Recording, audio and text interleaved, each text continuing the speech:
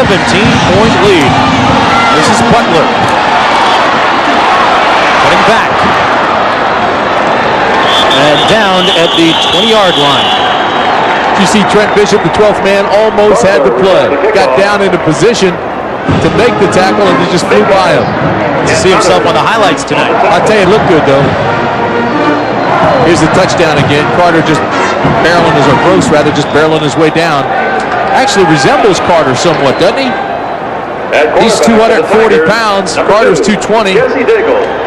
Defensive coordinator Mike Bugar says, family show, Mike. They go 10 plays, 80 yards. Jesse Daigle now in at quarterback. And the pass is ruled complete to Shedrick Wilson to the near sideline. A pickup of 11 and a first down. Daigle's pass This is the third quarterback we've seen this afternoon for the Tigers. And as we've already told you, Daigle has caught a pass at wide receiver.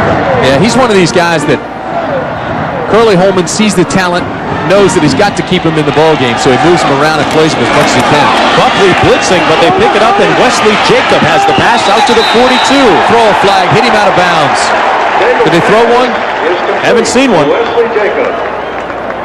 Larry Jackson lowered the boom that time on Jacob. Yeah, they threw one. Unnecessary roughness, hitting him out of bounds. Good call. The Tigers get a few more. Nice play by Daigle, gets it out there. And now watch Jacob. Tiptoes down the line, and here comes the late hit. Automatic first down. So Larry Jackson gets nailed. They'll move it out and put the ball at the 44-yard line, 43-yard line. 5 minutes remaining. A&M Aggies. Boy, you talk about a school that's got some great traditions. Listen, next week we'll be out in Stanford, but the week after that we go back to Houston, Texas. Love to spend time with those Texans, see what kind of welcome we get down there. Everything's big down there. This pass is incomplete to Jacob. We'll get him, put that mesquite in the grill and heat it up, get some barbecue. Daigle's pass. Check out the fraternities. Intended for Jacob. Incomplete. Yeah, we're ready to move on out of Cajun country. Spice is hot, and the Spice should be hot tonight too, as Miami meets Iowa. The Canes trying to go back to back.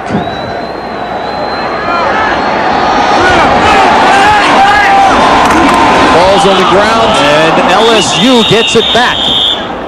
You know what's funny? He put that ball on the ground. Nobody saw it. Everybody kept running. Daigle just waited. Daigle just waited and went down and got it. And Curly Hallman calls for a timeout. They've got 2 left after this one. Timeout, LSU. You look at the 2 plays that have really turned this ball game around, Tim. Has to be the interception by Chad Loop. Picked off by Derek Fraser, and then 1 play later they punch it over with a touchdown, and that really took a lot of steam out of LSU. No question. 14-14 ball game. Loop goes back. It was a terrible decision, even a worse throw. That gave them the ball back, and they scored on the very next play. Then the floodgates opened. Arkansas losing the Citadel. Maybe considered a mild upset. Look at Bob Davie, the defensive coordinator of A&M. You know, one of the traditions that I really like, personally speaking, at A&M is where you see a guy take his girl to the game and they kiss after a touchdown. You have to like that. After every score. You're not kidding. Hey, listen to this now. Here's the difference in the ball game. Beside Loop's interception, and we don't want to put too much of this on him, but A&M has rushed for 156 yards this half. LSU just 58. Here's Daigle back to pass as Jacob. And Jacob is down to the 37-yard line by Michael Hendricks. You know, we knew how good Texas A&M was coming into this ball game. LSU was an uncertainty. Nobody actually knew. This is a tremendously improved football team. If they don't hurt themselves today by fumbles, missing interception opportunities, sacks, penalties, I mean, they really played, I think, an even game physically with A&M. And a couple breaks maybe on defense if they hang on to a couple balls, get a few interceptions out of that. It changes the complexion of this one. Sign of the good team, though, the outstanding team, the real competitor, the challenger, the one that's going to challenge for the title, is when you get late in a ball game like this, you start winning those physical battles, and that's what A&M's doing. A&M's doing now. And here's a look at LSU's next 5 games. Becky Sherrill coming to town.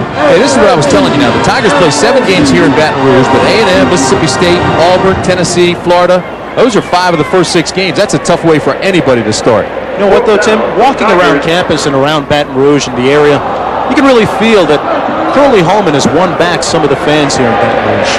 Well, he should. He's a fine coach. He's going to win here.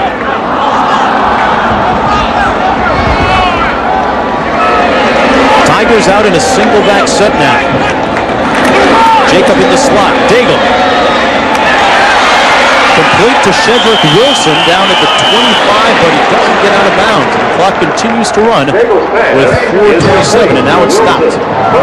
He's got to get him up. No huddle. Let's go. Let's just get up to the line of scrimmage. There goes. Daigle using that experience now, trying to hurry him up. He's a pretty good baseball player, too. Started as a shortstop.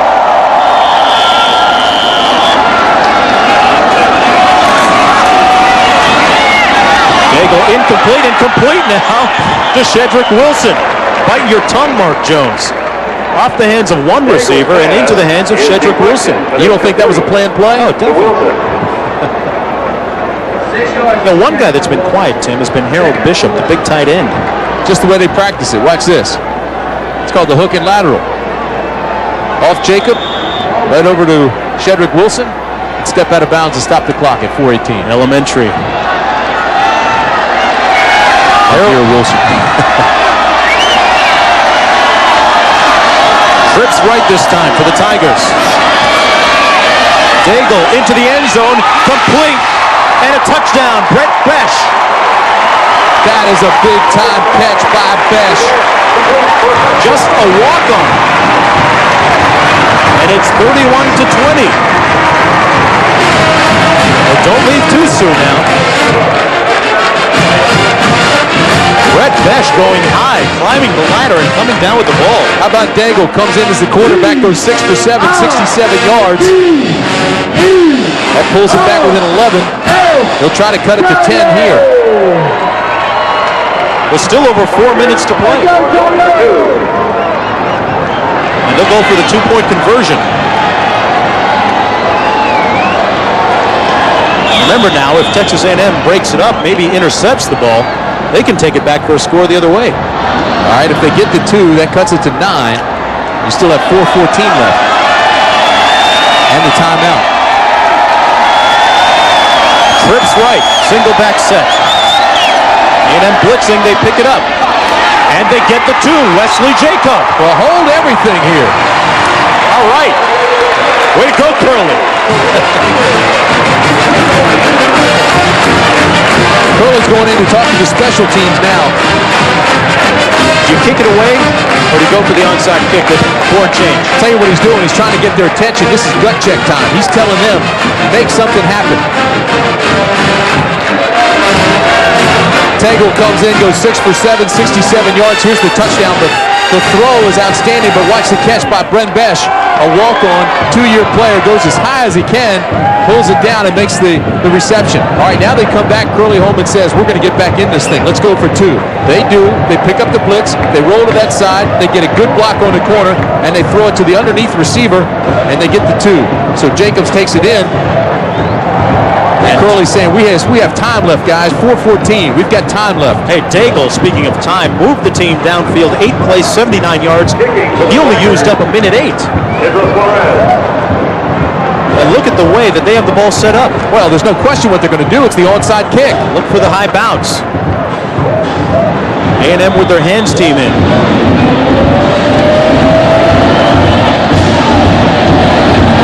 Suarez with the kick. It's got to go 10. And he got a good bounce, but no one's there to corral the ball. So A&M has it at LSU's 47. Derek Fraser caught it. That's all right. Good play. Good effort. Now they need the defense. See, he's telling, all right, everybody off, and let's get that defensive pressure. Got a nice high bounce out of that. Daigle's up talking upstairs already. He's still mentally in this thing. He's a great competitor, this guy. Not the fastest guy. Tried as a wide receiver. father was a high school coach. Threw for 880 yards last year. Splitting time with Chad Luke, Carter, and Hill in the backfield. This is Greg Hill. Fumbled it once this afternoon, but hangs on this time down to the 43. All right, now if you're on defense, you want to help Hill up. Help him up. That's it. See, Walkup's got the idea. Help him up, get him back into the huddle. Let's go say, hey, come on, give us a shot here. Let's hurry this thing up. Meanwhile, A&M sitting back in the huddle and say, hey, just relax here. Shot clock still at 10. Don't hurry. Backs line up in the eye. Tight end to the right-hand side. This is Hill again, and he runs right. He's got close to the first down. He'll be just a little bit short, I believe. Out to the 38-yard line. He's just about a yard short. A&M, or LSU's got to call a timeout here. They've got to stop the clock. Right now they do. And there's a player down on the field. Right at the 39-yard line. He's from A&M. Hill's down, but the clock stops because LSU took its last timeout. Tim, you know, I'm thinking right now, looking ahead to next week, if you're head coach Curly Holman, you've had Jesse Daigle come in and do a good job, Ryan Huffman do a good job, and Chad Loop, outside of maybe one bad pass and one bad decision, has done fairly well this afternoon. What do you do? Who do you use next week against Mississippi State? Well, he'll go back and look at the films and evaluate this thing. I think he's going to stay with Loop. He'll continue to move Daigle in and out of both spots. Unless Daigle comes back and wins his game, then that certainly would. And then all the experts that write in the papers and do the local sports around here, they'd be jumping all over Curly saying Daigle's got to play. Chad checking this one out from the sideline now. He knows the biggest play in this game came off his arm. Poor decision, threw a pass, interception when it was 14-14, and A&M scored on the next play. Third down for the Aggies. Third down and 1. Rodney Thomas and Doug Carter line up in the eye. Carter's the up back.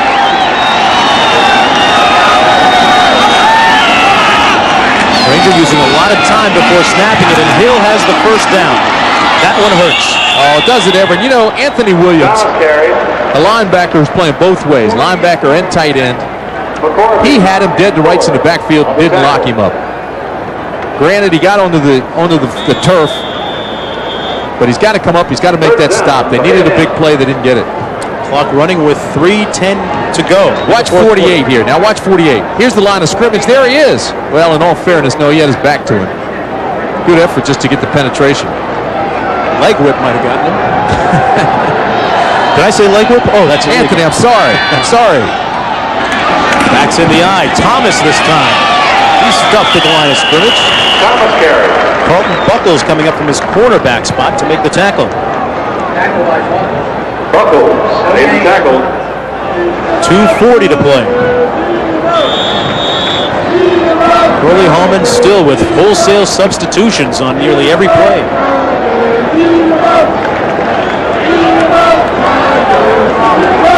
Well, we told you last year, Curly Holman's team let teams average an incredible 49 running plays a game. Well, today A&M has 50. But one thing they did improve on, they used to give up 385 yards rushing. They've only given up 268.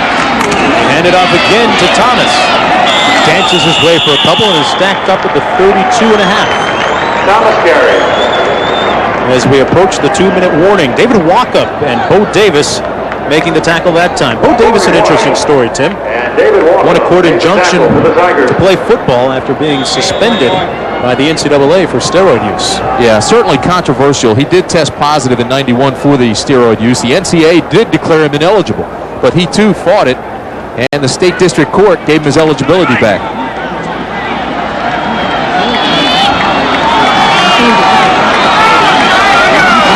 That's come out of the offset eye, the tight end to the left. And here is Rodney Thomas over the 30 to the 29, and the clock continues to tick. Darryl McCorvey with the tackle. Curly Holman told us the biggest thing he had to do was change the attitude of this team. He's done that. You can see that even in this last drive as time ticks away, 1:13 now. He knows this game's over. The players know it's over, but they're still out there delivering some pretty good licks. Well, hopefully they can get it together before they meet the Bulldogs next week. There's a coach that has some tremendous talent. He's got an outstanding program. He's a quality guy and a fine coach. I like him a lot. Yeah, he did time as an assistant, didn't he?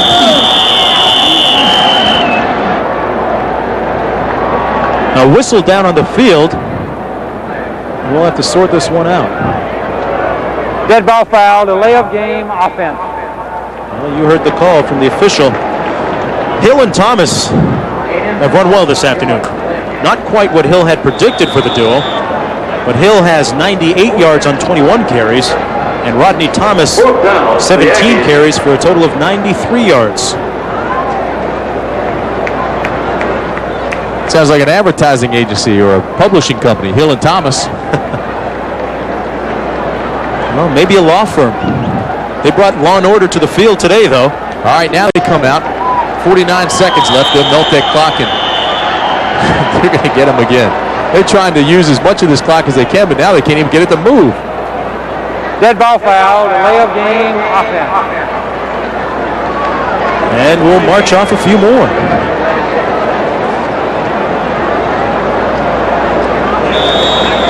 Jeff Granger has had a very solid day at quarterback for Texas A&M. He was the big question mark for the coaching staff at A&M, and I think he has answered all those questions. He has found redemption this afternoon, coming off a subpar performance last week against Stanford. David Davis now standing on his own 47 will punt for A&M. Carlton Buckles lets it go over his head and into the end zone. So LSU has 44 seconds to go, and they need a minor miracle of sorts. And then some. Even if Daigle comes out and throws a touchdown pass here, they go for two and get it, they're still a point short. We've seen three LSU quarterbacks this afternoon. But I'd like to correct something you said. Please. It wouldn't be a minor miracle, it would be a major miracle. Daigle complete to Wesley Jacobs, steps out of bounds at the 33, and a first down. Stops the clock with 39 ticks to go. Pickup of 13 yards. Wesley Jacobs is showing us something here. He's an interesting receiver. He was banged up a little bit in spring football camp. Had an ankle injury, but has caught a few balls here in the second half.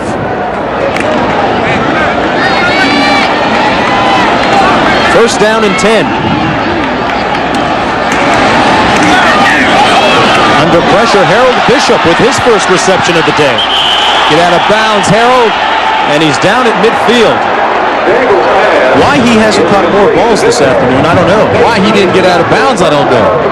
Pickup of 17. And the clock only stops until they move the chain, so Daigle better have him ready to go. Look at Curley. Curley's saying, man, use your head. Get out of bounds. Let's go. And Harold Bishop is a stud. He is a piece of work.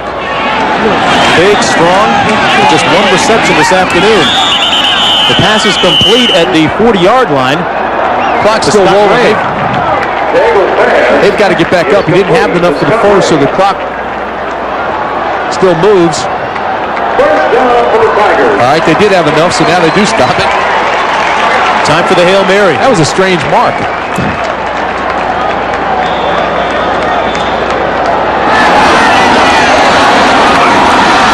Daigle looking downfield to the nearest sideline.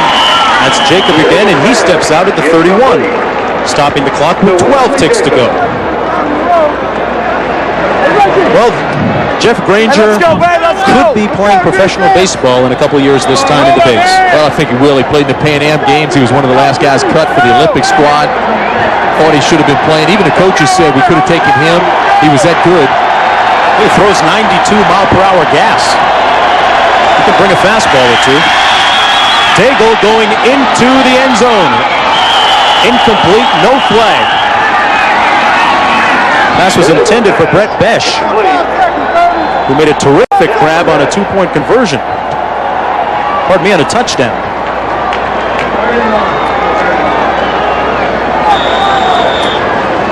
You know who's played a terrific game today? Has been Carter for A&M. He is a talent. Well, there's no shortage of talent on that A&M squad. Here comes your Hail Mary. Solari pressuring. Daigle gets away, and Hale out of bounds. And that was the last play of the ball game. The Texas A&M Aggies win their second game of the 1992 season, 31-22. The official threw a flag down on that last play, looked at the scoreboard, said it doesn't make any difference. Let's just let him go. Picked it back up, put it in his pocket. I think he was going to flag Aaron Glenn, the defensive back, for showboating there at the end. Demonstration. Tim, you know, if I'm R.C. Slocum, I feel very good about that guy right there. If I'm R.C. Slocum, I feel good about the entire team. Especially Granger really seemed to have his mechanics straightened out today. Threw some darts, some good passes, and led his team to the victory. Be Mitch. Wernigs. Aggie artistry. They win again. Oh, the Chevrolet most valuable players of the game are Doug Carter from Texas A&M and Robert Davis from LSU, the freshman from Alabama. Granger had a good day's work, 13 of 26, 196 yards. R.C. Slocum and his Aggies improved to 2-0. LSU fall to 0-1. That's all from Baton Rouge, Louisiana. I'm Mark Jones for Tim Brandt and the rest of the posse. We'll see you later. Tomorrow, the PGA Tour's best will challenge to become the Silver Anniversary Champion. It's the final round of the Greater Milwaukee Open, presented by Sharps Live. CFA College Football, this ABC Sports exclusive, has been brought to you by American Honda, who has been making quality cars in America for the past 10 years. By McDonald's, what you want is what you get at McDonald's today. And by State Farm Insurance, like a good neighbor, State Farm is there. This has been a presentation of ABC Sports, recognized around the world as the leader in sports television. A promotional fee has been paid to ABC by United Airlines. Come fly the friendly skies. I have a card that lets me travel the world, meet fascinating people, and have great adventures. It's absolutely free. It's my library card. Drop by your library and check it out. The first hit of the season. After just a few short weeks, I am very close to getting this Caribbean thing nailed. From the Emmy-winning creators of Northern Exposure, the press calls it sexy, ironic, funny, and lush. Those are the bones. Show me the muscles. It fills your eyes. No problem. Going to Extremes, Tuesday.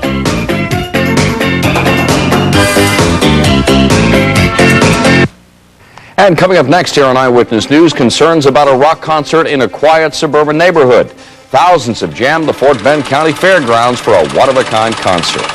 Also, roadside vendors are forced to move their signs, and Texans ask for jobs from a presidential candidate. We'll have these stories plus opening day of the college football season coming up next here on Eyewitness News. Mitsubishi believes that a luxury car should offer something beyond the usual luxuries. It may be extraordinary power. By a score of 31-22, and much of us were talking last night. You're 2-0, and you haven't even played at home yet, and that's got to feel pretty good.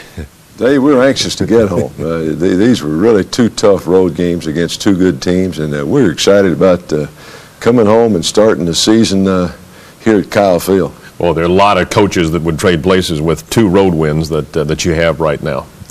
I'm sure that's true, but I said yesterday after the game, it's really a credit to our team to go what they've done. I don't know if everyone really realizes how hard it is to start your season in California and then to come back the next week, have to go to Baton Rouge, which traditionally is one of the real tough places to play. It was hot. It was their home opener. They had, I thought, all the psychological advantages of having watched us play, us being a ranked team, and going in there and having beaten them like we did last year. So I was really pleased that we got these two wins, and of course, another tough one this week. Tulsa beat Houston yesterday, so there's just no easy ones left. I think all the mullets died years ago, and one of them's tough. What were the things you felt good about going into the LSU game? I felt good. Our defense had played an outstanding game against Stanford. Offensively, our execution was off, but you could see some real positive things. When the coaches went back and analyzed the films, we had some throws that were off that affected us. We had some balls that were dropped that affected us. And we came back and concentrated on our execution this week. And Jeff Granger was very sharp in practice. So going into this ball game, I said if we could, in fact, on Wednesday, I told the coaches when we came off the field, I said, I wish we'd been playing today because we were sharp, offensively executing, and it did carry over into the ball game. There's an old coaching axiom that you play about like you practice, and I really believe that. And our team came back and focused last week. We practiced better than we had the week before the Stanford game, and it showed up. You know, I think it's a mark of your teams that the attitude of these young men is always very positive. Well, I think, Dave, one of the things we try to stress is it's a privilege and an honor to play college football, and I think this is a special time in these young men's lives, and it ought to be a fun, positive thing. You know, I want them looking forward to ball games. The bigger the game, the tougher the place, the bigger the challenge, the more fun it should be.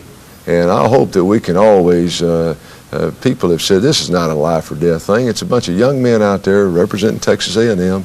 It should be something. Great crowd, great setting in Baton Rouge. Been some good ball games played there. We opened the ball game. Here we have actually one back in the game, have two tight ends, and we throw to James McKeon, our young tight end, makes a nice play, sets the tempo there and creates a little excitement. We come right back. Jeff does a good job of raising up and hitting an uncovered receiver. That's Ryan Matthews, who is filling in for Brian Mitchell since Mitchell's been hurt. He started the ball game, really did a good job for us. Draw play here on second goal, and Doug Carter came to play yesterday. Had an outstanding game, one of the best games he's had. Here we are on the goal line, bootleg play coming out. Granger on target again to Doug Carter, and there's some excited people down in the end zone. That's what you like to see. Here's a replay of that. Good fake by Greg into the line. You can see the LSU defense took the bait, and then we got our receiver open. Jeff could have run it in as well, I think. Here we come back, LSU on offense, Sam Adams and some of his buddies there on the wrecking crew setting the tempo early in the game. Here we go again, Sam breaking through on the sweep play along with Michael Hendricks. That's Steve Solari getting some of it in there. And I really thought our defense played hard, hung in there throughout the ball game against a good LSU team. Look at the quarterback Loop there now has played against us for 3 years. Here we are with a blitz, getting pressure on him. Lance Teichelman had an outstanding ball game. That's him making the play there. Here we are back on offense. Doug Carter in motion, Jeff dropping back, and good route there. Doug running a little under route, catches the ball for good yardage up the middle. Come back in our split back formation. Jeff dropping back. Good release. Doug Carter again on the route, keeps his footing and makes a nice gain down toward the goal line. There's Greg making a good cut. I thought Doug Carter really bounced back. He'd had an off game. He was sick the morning of the Stanford game, and he didn't perform well, but he came back this week, practiced hard, and really had a good game. There they are trying to run the counter play, and Lance Teichelman again on the tackle. Got the blitz on. Here's Jason Atkinson coming in, making a sack. Getting some help there from Eric England. Here we are in our trips formation. Jeff sprinting out, throwing a little screen there to Greg. Made a nice play here on third down, picking up the third down, picking up the first.